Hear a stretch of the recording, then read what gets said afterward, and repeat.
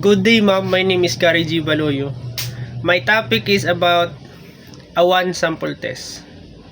A one sample t-test is a statistical test used to determine whether the mean of a single sample of significantly different from of known or hypothesized population mean. It is typically used when a population standard deviation is known and the sample size is relatively small in 30. Key assumption: continuous data. The variable being tested is continuous, e.g. height, weight, and temperatures. Normality: the sample data should approximately follow a normal distribution. Independent: observation and the sample must be independent of one another.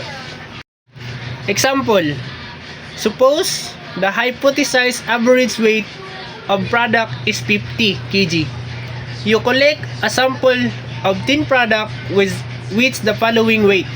Example: 48, 51, 49, 50, 52, 47, 50, 49, 51, 48. To test if the average product weight significantly differs from 50 kg. Hypothesize.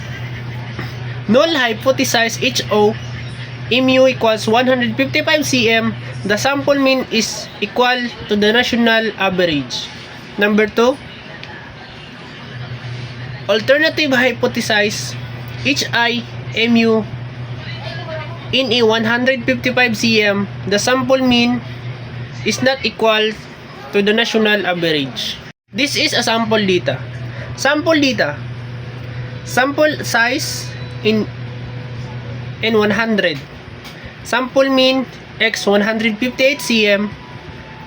Sample standard deviation is 5 cm. This calculation. Number 1. Calculate the t static using the formula. Number 2. Determine the degrees of freedom. Number 3. Look up the critical t-value or use software to calculate the p-value. Interpretation. 1. If the p-value is below the significant level, e.g. 0.05, reject HO. Number 2. Conclusion. The sample mean height 158 cm is significantly different from the national average height 155 cm. Common one sample test. Number 1. One sample t-test for mean. Number 2. One sample z-test for proportion of mean with large samples. Number 3. Wilkinson signed rank test for non-parametric data software tools. 1. R. Number 2. Python EasyPy. Number 3. SPSS. Number 4. Excel.